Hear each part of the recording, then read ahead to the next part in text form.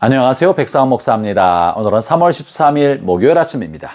오늘도 신실한 마음으로 하나님의 말씀과 함께 하루를 시작하는 여러분 모두에게 크신 하나님의 넘치는 은혜가 하루 종일 함께 하시기를 바랍니다. 오늘 주신 하나님의 말씀은 누가복음 11장 14절부터 26절까지의 말씀입니다. 저는 목회를 하다 보면 종종 삶에 큰 위기를 겪은 사람이 그 위기로부터 벗어나고자 기도하고 또 기도받는 사례들을 많이 만나죠. 그러다 하나님의 크신 은혜로 그가 위기로부터 벗어나게 되었을 때 한동안은 신앙생활을 잘하는 듯 싶다가 다시 옛날 생으로 돌아가서 방탕한 삶을 사는 사람들을 종종 만납니다. 그러면서 참으로 마음에 의아스럽게 생각하고 마음에 고통이 생기는 거죠. 왜 저분들은 하나님의 은혜를 구하고 하나님이 기적 같은 도움으로 은혜를 베풀어 주시고 삶의 위기를 벗어나게 해주었건만 하나님의 은혜를 망각하고 다시 방탕한 옛삶으로 돌아갈까? 왜 이런 일이 벌어질까?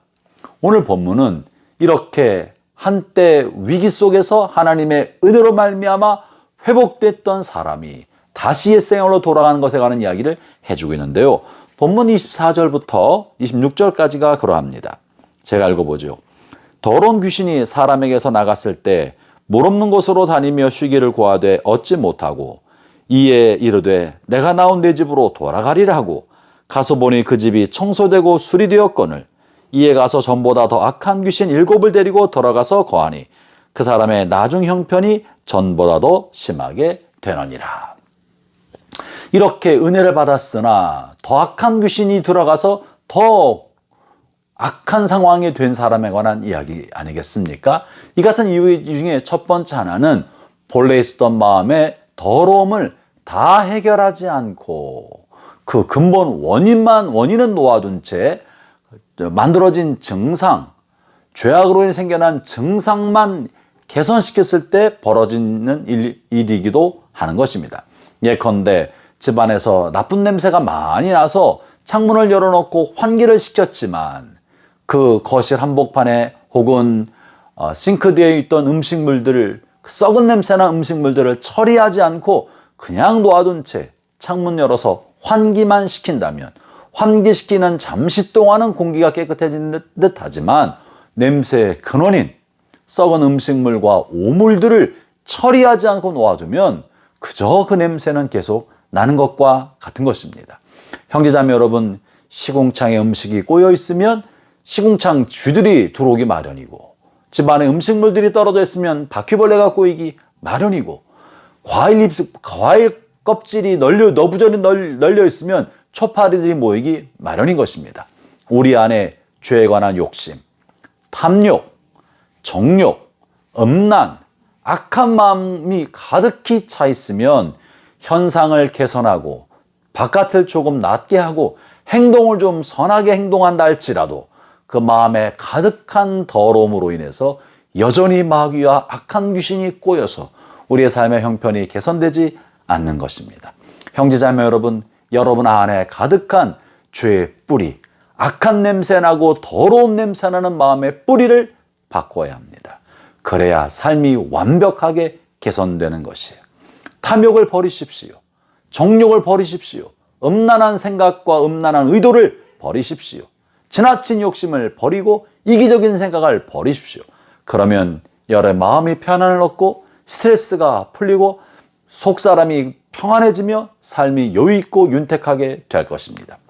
두 번째는 마음만 이렇게 깨끗하게 바꾼다고 될 것이 아니라 바꿔진 마음을 새로운 것으로 채워야 합니다.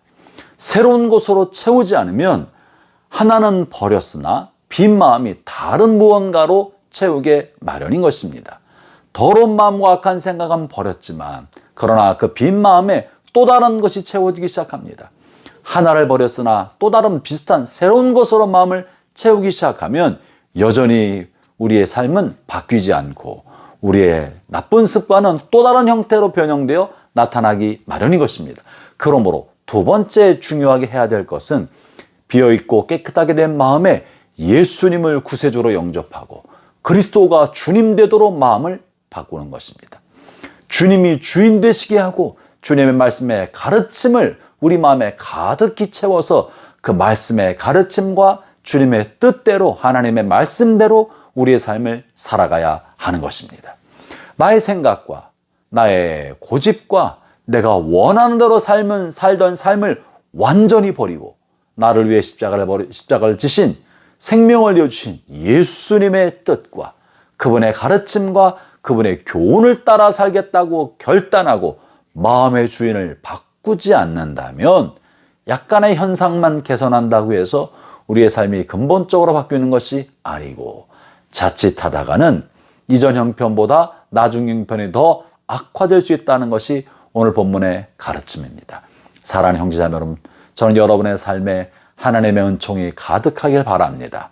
잠시 잠깐 위기를 모면할 뿐만 아니라 여러분의 일평생 내내 하나님의 은혜가 가득한 삶을 살아가기를 바랍니다. 그러려면 먼저는 우리의 마음을 깨끗이 청소하여 악한 것들이 마음에 꼬이지 않도록, 초파리가 날아들지 않고 바퀴벌레가 꼬이지 않도록 마음을 정결하게 하는 것이 첫째요. 그렇게 정결한 마음에 그리스도가 주인 되시도록, 그리스도의 가르침과 주님의 말씀이 여러분의 마음을 가득히 덮도록 성경을 읽고 말씀을 묵상하며 성경의 가르침대로 살고자 해야 하는 것입니다. 그럴 때 비로소 그리스도가 주인된 삶, 그리스도가 다스리는 삶, 하나님의 은총이 가득한 삶을 살 수 있게 되는 것입니다. 하나님의 은혜가 여러분 모두에게 함께 하시기를 바랍니다. 기도하겠습니다. 하나님 아버지 감사합니다. 주님이 우리를 대신하여 죽으시고 우리의 삶의 주인 되셨사오니 내가 주인되고 내 욕심이 주인되고 나의 이기적인 생각과 정욕이 주인됐던 삶을 청산하고 그리스도가 주인된 삶, 그리스도가 다스리는 삶을 살아갈 수 있는 저희가 되게 하여 주옵소서. 예수님 이름으로 기도합니다. 아멘.